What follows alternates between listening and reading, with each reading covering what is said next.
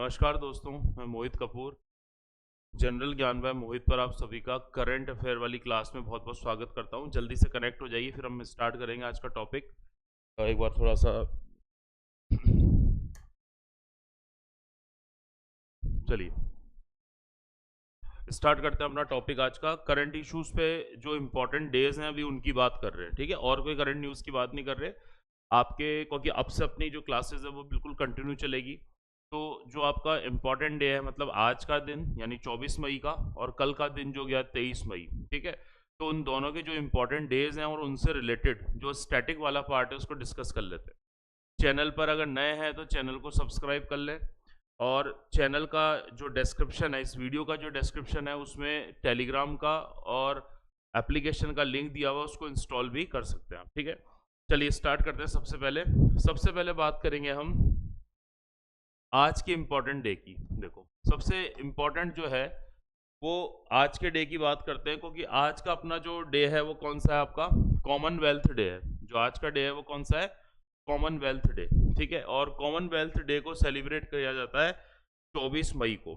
तो इससे रिलेटेड जो डिस्क्रिप्शन है इंपॉर्टेंट, उस पर अपन बात करेंगे, ठीक है। देखो, कॉमनवेल्थ डे बोल देते हैं या इसको बोलते हैं राष्ट्रमंडल दिवस। राष्ट्रमंडल, कॉमनवेल्थ डे या राष्ट्रमंडल दिवस, ठीक है।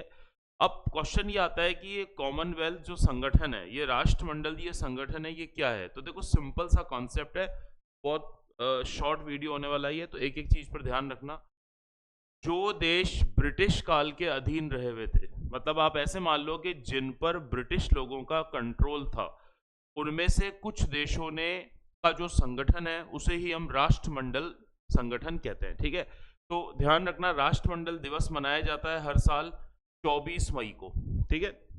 अच्छा, इसको मनाने के लॉजिक की भी हम बात कर लेते हैं। एक बार लॉजिक की कैसे बात करेंगे, इसको भी आप थोड़ा ध्यान से समझने की कोशिश करना। देखो, जब हम लॉजिक की बात करेंगे तो इस राष्ट्रमंडल दिवस को दुनिया के कुछ कंट्रीज ऐसे हैं, some countries in the world, दुनिया के कुछ देश ऐसे हैं जो इसे सेलिब्रेट करते हैं second Monday of May, second Monday of March.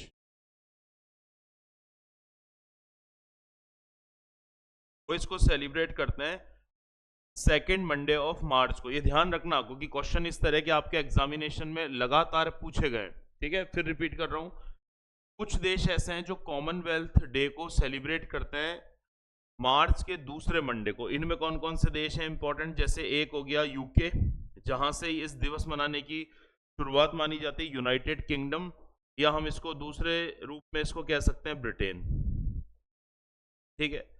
फिर दूसरा इसमें इंपॉर्टेंट कंट्री हो गया जो उत्तरी अमेरिका महाद्वीप का और सबसे बड़ा और दुनिया का दूसरा सबसे बड़ा देश है, कनाडा, ठीक है। और इस तरह से तीसरा इंपॉर्टेंट जो कंट्री आप याद रख लेना इसमें, ऑस्ट्रेलिया, ठीक है। तो ये दुनिया के 3 ऐसे मुख्य देश हैं, और भी हैं इसके अलावा, पर ये मुख्य देश ये 3 हैं। तो कॉमनवेल्थ डे सेलिब्रेट करते हैं कब, सेकेंड मंडे ऑफ मार्च को, ठीक है। और इसके अलावा जो रिमेनिंग कंट्रीज है कॉमनवेल्थ की, रिमेनिंग कंट्रीज,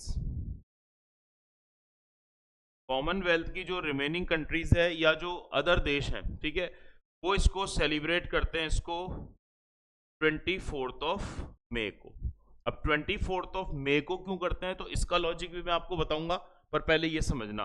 तो 24 मई को ही इसे सेलिब्रेट किया जाता है India and it's neighbouring countries, India and it's neighbouring country,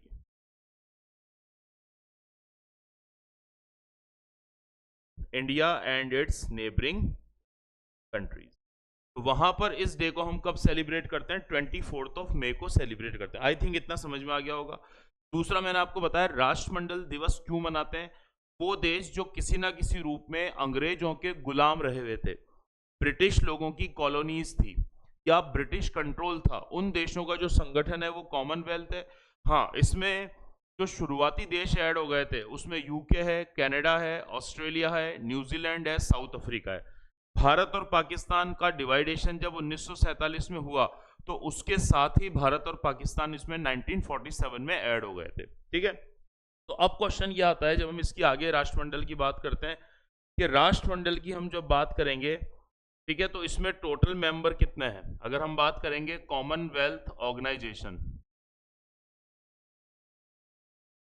हम बात करेंगे कॉमनवेल्थ ऑर्गेनाइजेशन यानी राष्ट्रमंडल संगठन, राष्ट्रमंडल संगठन। तो जब भी हम राष्ट्रमंडल संगठन की बात करते हैं तो आज की डेट में इसमें पूछे जाए कि करंटली या वर्तमान इसमें कितने मेंबर है, तो करंटली 56 कंट्रीज, 56 कंट्रीज या जो 56 देश हैं वो इसके क्या है, वर्तमान में मेंबर है। ठीक है, 56 देश इसके क्या है, मेंबर है। तो एक तो ये बात आपको अच्छे से ध्यान रखनी है। डायरेक्ट क्वेश्चन पूछता है कि कॉमनवेल्थ जो है उसके टोटल मेंबर कितना है, तो 56 है। अब इन 56 में से कौन कौन सी कंट्रीज है, तो देखो सारी तो आपको याद रखनी है। मेन कंट्री मैं आपको बताता हूँ, जैसे भारत और भारत के पड़ोसी देश हैं, तो जैसे देखो भारत के नेबरिंग कंट्रीज में एक तो खुद इंडिया हो गया, इंडिया के अलावा क्योंकि बांग्लादेश भी पहले इंडिया का पार्ट था तो बांग्लादेश भी इसका मेंबर है। फिर जो पाकिस्तान है वो भी इंडिया का पार्ट था तो वो भी इसका मेंबर है। उसके बाद भारत के पड़ोसी देशों में इसमें भारत के पड़ोसी देशों में इसमें श्रीलंका हो गया,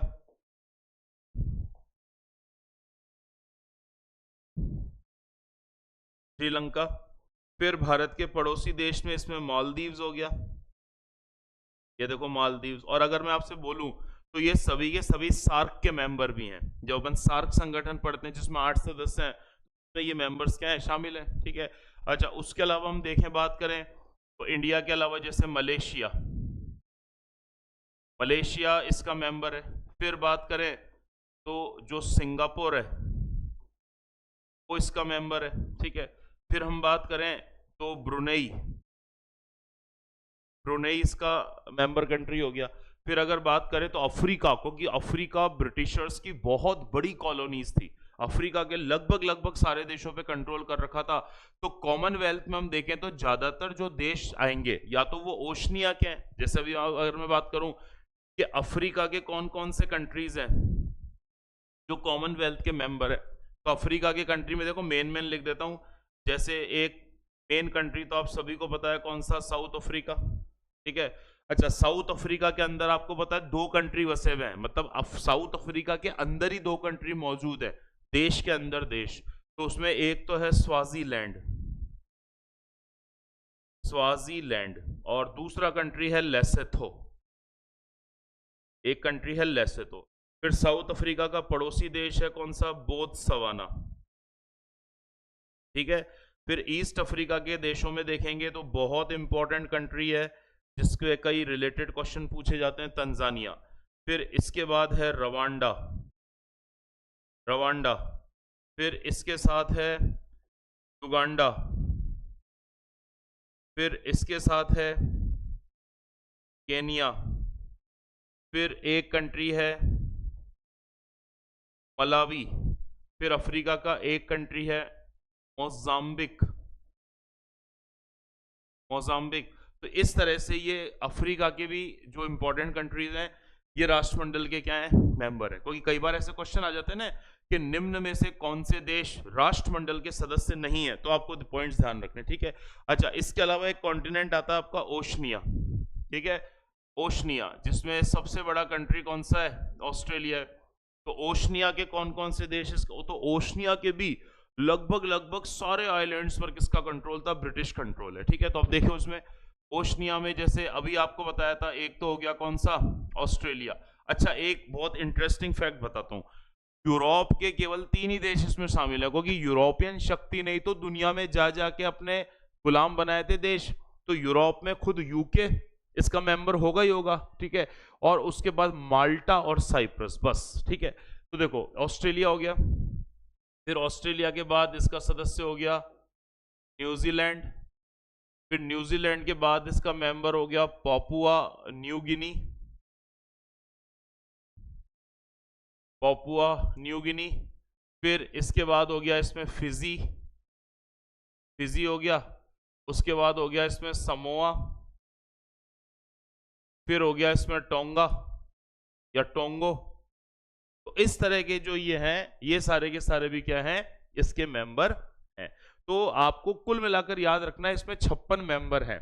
कौन कितने मेंबर हैं इसमें? 56 मेंबर है। अच्छा, अब अगर आपसे ऐसा क्वेश्चन पूछ ले, क्योंकि ये क्वेश्चन कई बार आता है कि इसके लेटेस्ट मेंबर्स कौन कौन से बने थे अभी 2022 में। लेटेस्ट मेंबर जो इसके 2 बने थे वो कब बने थे? सन 2022 में। तो ये एक तरह से आप ये मान सकते हो कि आपके करंट इशू रिलेटेड भी हो गया। ठीक है, तो देखो लेटेस्ट मेंबर में इसके 2 मेंबर आपको ध्यान रखने कि इसका जो 55वां सदस्य था ये तो था गैबॉन। 55वां सदस्य जो हो गया ये कौन सा हो गया? गैबॉन। गैबॉन पड़ता है कहां पे? अफ्रीका। और इसका जो एकदम लेटेस्ट मेंबर है जो 2022 में 56वां सदस्य, ये जो नाम मैंने लिखा यही है, कौन सा? टोंगो। कौन सा है? टोंगो, या टोगो के नाम से भी जानते हैं। ठीक है, याद रह जाएगा। ठीक है, तो शुरुआती मेंबर, इनिशियल मेंबर जो मैंने आपको बताए थे, जो इसमें 1931 से ऐड हो गए थे, तो ये तो है लेटेस्ट मेंबर। और अगर इसमें पूछे जाए सबसे ओल्डेस्ट मेंबर कौन कौन से हैं, कॉमनवेल्थ के ओल्डेस्ट मेंबर कौन कौन से हैं, तो आपको 5 देशों के नाम याद रखने हैं। कौन कौन से हो गए ओल्डेस्ट मेंबर? एक तो खुद यूके तो होगा ही, क्योंकि ये दिवस ही मनाया जाता है महारानी विक्टोरिया के जन्म दिवस की याद में। ठीक है, तो यूके है। यूके के बाद फिर इसमें कनाडा है, फिर कनाडा के बाद इसमें ऑस्ट्रेलिया है, फिर ऑस्ट्रेलिया के बाद इसमें साउथ अफ्रीका है, साउथ अफ्रीका, और एक इसमें है आपका न्यूजीलैंड। 1931 के आसपास ये क्या हुए थे? ऐड हुए थे। तो ये तो सबसे प्राइमरी मेंबर हो गए, सबसे ओल्डेस्ट हो गए, और एकदम लेटेस्ट मेंबर ये हो गया। और भारत कब ऐड हुआ? तो जब भारत आजाद हुआ, तो भारत 1947 में आजादी के साथ इसमें ऐड हो गया। यहां तक क्लियर हो गया होगा। अब लास्ट इसमें एक पॉइंट अपन और देख लेते हैं कि इसको मनाया क्यों जाता है। ठीक है, क्योंकि देखो जो क्वीन विक्टोरिया थी, क्वीन विक्टोरिया, तो क्वीन विक्टोरिया का जो बर्थ हुआ था, क्वीन विक्टोरिया का जो जन्म हुआ था वो इसी दिन हुआ था। तो क्वीन विक्टोरिया का जन्म माना जाता है 24 मई 1819। ये वो डेट है जिस पर महारानी विक्टोरिया का जन्म हुआ था। आपने देखा होगा 1857 की क्रांति जब भारत में चल रही थी, उस समय भी ब्रिटेन की महारानी कौन थी? विक्टोरिया। ठीक है, तो इसलिए ये जो जन्म दिवस की डेट है ये कौन सी पिक की गई? 24 मई पिक की गई। ठीक है, फिर क्वीन विक्टोरिया की जो डेथ मानी जाती है, क्वीन विक्टोरिया की जो डेथ है वो कब हो गई? 1901 में हो गई। ठीक है, और हमने जो फर्स्ट डे सेलिब्रेट किया था, इसकी अगर जैसे पूछा जाए कि इसकी स्टार्टिंग कब से मानी जाती है, इस दिवस शुरू की स्टार्टिंग कब से मानी जाती है, तो इसको मनाया गया था पहली बार 24 मई 1902। ये लो, क्वीन विक्टोरिया की डेथ के अगले साल इसे मनाया गया, पर ध्यान से तब इसे कॉमनवेल्थ डे नहीं कहते थे, तब इसको कहते थे एम्पायर डे। तो उस समय जो इसको सेलिब्रेट किया गया था वो बोलते थे इसको एम्पायर डे, एम्पायर डे के रूप में मनाया जाता था। और बाद में इसमें कुछ चेंज हुआ। ठीक है, इसका नेम चेंज हो गया, और नेम चेंज कब से हुआ? तो ये हुआ आपके 24 मई 1958। समझ गए? और इस दिन से इसको बोलने लगे कॉमनवेल्थ डे।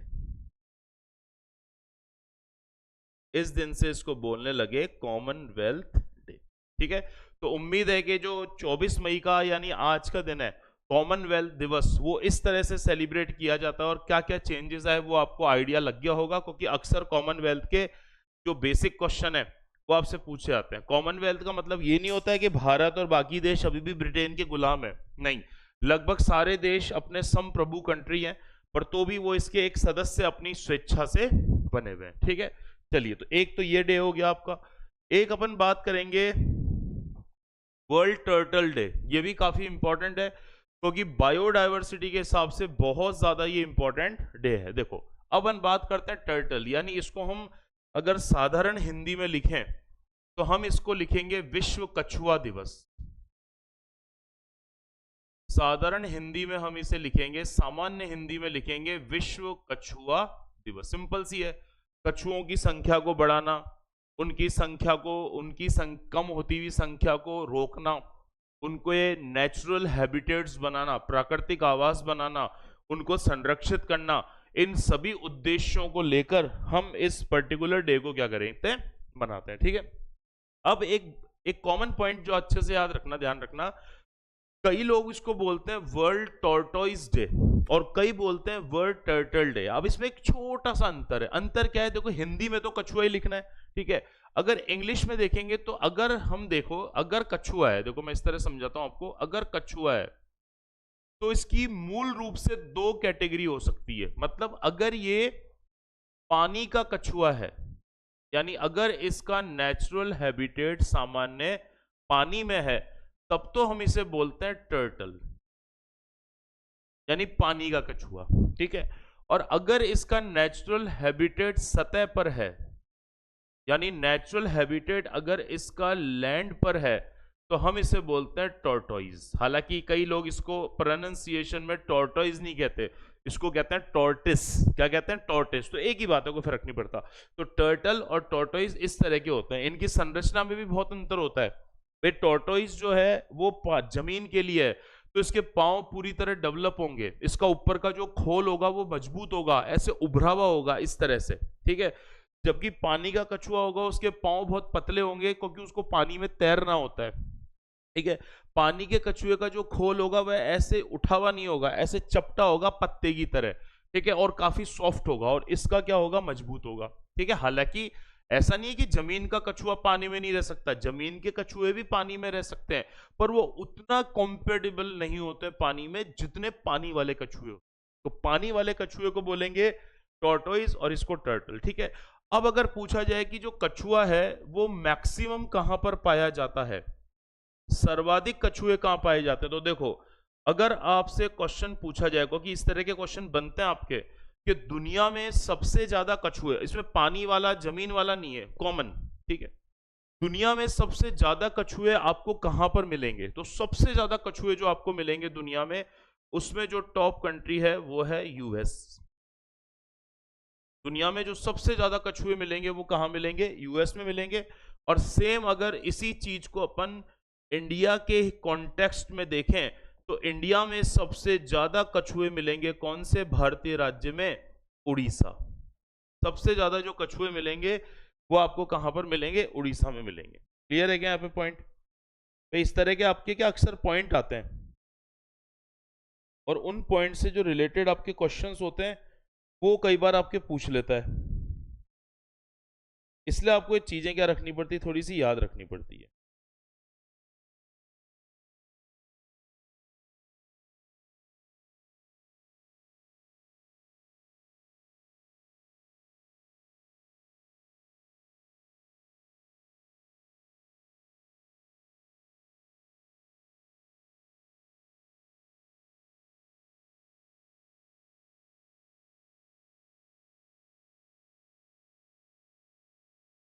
क्लियर है यहां तक, ठीक है। चलो अब उड़ीसा में आपसे पूछा जाए ये कछुए कहां कहां मिलते हैं, तो एक तो जगह ध्यान रखना, ऋषि कुल्या, ये अच्छे से कर लेना एग्जामिनेशन पॉइंट ऑफ व्यू से। ऋषि कुल्या एक छोटी सी नदी बहती है उड़ीसा में जिसको बोलते हैं ऋषि कुल्या रिवर, इसके किनारे आपको सबसे ज्यादा कछुए मिलेंगे। और उसके साथ साथ उड़ीसा में एक सेंचुरी है जिसको कहते हैं गाहिर माथा अभ्यारण्य, या लिख देता हूं मैं, इसको कहते हैं गाहिर माथा, ये भी एक सेंचुरी है।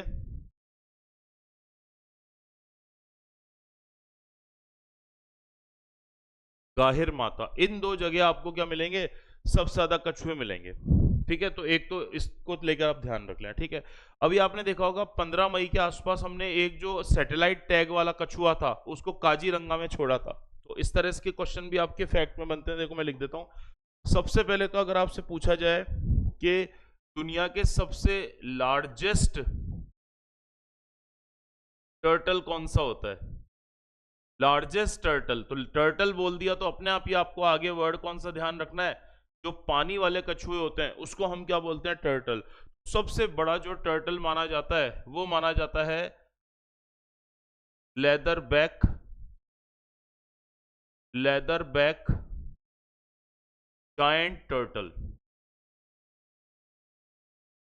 Leather back giant turtle. ये दुनिया के सबसे बड़े आकार के क्या माने जाते हैं, कछुए, पूरे वर्ल्ड में, पूरी दुनिया में। देखो अब से जैसे एक और डे हमने अभी मनाया था 22 मई को, 22 मई को हमने मनाया था जैव विविधता दिवस, बायोडायवर्सिटी डे। तो बायोडायवर्सिटी के कॉन्टेक्स्ट में कछुए के क्वेश्चन आते हैं, ठीक है। इस तरह के जो कछुए होते हैं इनकी कुछ प्रॉपर्टीज होती है जो आपको ध्यान रखनी है, कि इनकी जो लेंथ होती है, इनकी जो लंबाई होती है वो लगभग 6 से लेके 8 फीट तक हो सकती है। अब आप देख लो कितने बड़े कछुए हो सकते हैं, 6 से लेके 8 फीट तक हो सकते हैं। और साथ में इनका जो वजन होता है, इनका जो वेट होता है, ये भी इसमें आपका 500 से लेके 800 किलो तक का इनका क्या हो सकता है, वजन हो सकता है। इतने भारी हो सकते हैं कछुए, ठीक है। अगर अगर मैं बात दूसरे की करूं, जैसे मैं आपसे बोलूं कि लार्जेस्ट टॉर्टोइस कौन से होते हैं, लार्जेस्ट टॉर्टिस या टॉर्टोइस कौन से होते हैं, और ये आ गया तो आपको सीधे से बात ध्यान रखना है, ये कहाँ रहते हैं, सरफेस पे रहते हैं या लैंड पर रहते हैं। तो पूरी दुनिया में वर्ल्ड के सबसे बड़े आकार के जो कछुए हैं, ठीक है, वो आपको कहां पर मिलेंगे, तो इनका नाम पहले लिख देना। इनको बोलते हैं गालापगोस, गालापगोस जायंट टॉर्टोइस, गालापगोस जायंट टॉर्टोइस। ये भी बड़े होते हैं, इनकी भी अगर हम लेंथ देखें तो ऑलमोस्ट इतनी होती है। इनकी अगर लेंथ की बात करें तो वही है लगभग 7 टू 8 फीट, 7 टू 8 फीट, ठीक है। और इनका जो वेट होता है, इनका जो वेट होता है वो 250 से लेकर और 500 किलो के आसपास तक हो सकता है। इनकी एज भी आप देखो, 100 साल, 200 साल, 250 साल, पौने 300 साल, 300 साल, इतनी लगभग एज होती है, ठीक है। एक चीज और कि ये जो होते हैं, ये जो वाटर के टर्टल्स होते हैं, जो मैंने आपको यहाँ पर भी बात बताई थी वो बताता हूँ, जो पानी के कछुए होते हैं, ये जो ये वाले टॉर्टोइज होते हैं ना, ये पूरी तरह से शाकाहारी होते हैं। ये जो होते हैं ये होते हैं वेजिटेरियन। ये जो जमीन वाले कछुए होते हैं ये केवल पेड़ पौधों फूल पत्तियों को खाते हैं, तो ये पूरी तरह क्या होते हैं, वेजिटेरियन होते हैं। उसको लेकर भी आपसे क्वेश्चन पूछा जाता है। अच्छा, ये जो गालापगोस है, ठीक है, ये जो गालापगोस है, ध्यान रखना, ये एक आइलैंड है। गालापगोस जो है ये एक प्रकार का आइलैंड है, ये एक द्वीप है जो इन कछुओं के लिए फेमस है। और ये गालापगोस आइलैंड आपको कहाँ पर मिलेगा, ये मिलेगा एक कंट्री जो साउथ अमेरिका में है, जिसका नाम है इक्वाडोर। ये कौन से देश में, इक्वाडोर। ये भी पॉइंट्स आपको क्या रखना है, याद रखना है, ठीक है। इसी तरह से अगर इंडिया में पूछा जाए कि इंडिया में मेनली आपको जो सबसे इंपॉर्टेंट टॉर्टोइज मिलेंगे वो कैसे मिलेंगे, तो इंडिया में आपको सबसे ज्यादा कछुए कहाँ मिलेंगे, एक तो उड़ीसा में मिलेंगे, और उड़ीसा के साथ आपको कहाँ मिलेंगे, असम में मिलेंगे। ध्यान रखना, भारत में जो आपको ज्यादातर टॉर्टोइज मिलेंगे वो उड़ीसा में मिलेंगे और असम में मिलेंगे। उड़ीसा में कहाँ मिलेंगे, मैंने आपको नाम बता दिए, ठीक है, दो ही जगह, ऋषिकुल्या। मैं इसको अगले पेज पे कर देता हूँ, चलो कोई नहीं, तो मैं अगले पेज पे बता देता हूँ ताकि इजी रहे, ठीक है। अब ये देखो, यही चीज अगर अपन इंडिया के कॉन्टेक्स्ट में देखेंगे, इंडिया में आपके जो टॉर्टोइज हैं एक तो मिलेंगे कहाँ पे, उड़ीसा में। अच्छा, उड़ीसा में कहाँ कहाँ पे मिलेंगे, वो मैंने दो जगह के नाम आपको प्रीवियस पेज पे लिखवा दिए, ठीक है। एक तो गाहिर माता और ऋषिकुल्या, याद रह जाएगा। अच्छा, उड़ीसा में देखेंगे तो यहां पर जो कछुए पाए जाते हैं उनको मुख्य रूप से बोलते हैं ऑलिव रिडले टर्टल। और टर्टल वर्ड आते ही आपको पता चल जाता है ये कौन से कछुए हैं, पानी के। ऑलिव रिडले टर्टल, ये तो हो गया ऑलिव रिडले टर्टल, ठीक है। ऐसे ही इंडिया में दूसरे जो आपको मिलेंगे वो कौन से स्टेट में मिलेंगे, असम में, ठीक है। और असम में आपको जो कछुए मिलेंगे वो कहाँ मिलेंगे, काजीरंगा। काजीरंगा आपको अच्छे से पता है कि कई प्रजातियों के लिए फेमस है। काजीरंगा, काजीरंगा कहाँ हो गया? असम में हो गया। ये एक सींग वाले गेंडे के लिए भी फेमस है। ये रॉयल बंगाल टाइगर के लिए भी फेमस है। ठीक है, ये हाथियों के लिए, जो एशियन एलिफेंट्स हैं उनके लिए भी फेमस है, और ये कछुए के लिए भी फेमस है। और काजीरंगा वाली घटना जो आपको बता दूं, ये करंट न्यूज है आपका, मई 2026 में, इसी महीने, यहां पर इंडियाज फर्स्ट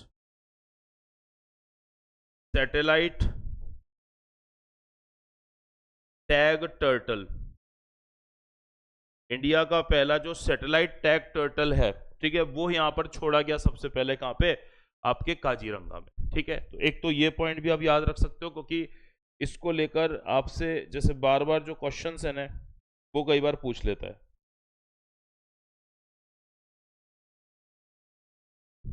ठीक है, और ऐसे अगर पूछा जाए, लास्ट क्वेश्चन बता देता हूं, ये भी क्वेश्चन आता है कि वर्ल्ड स्मॉलेस्ट टॉर्टोइस, दुनिया का सबसे छोटा कछुआ कौन सा होता है? तो ये होता है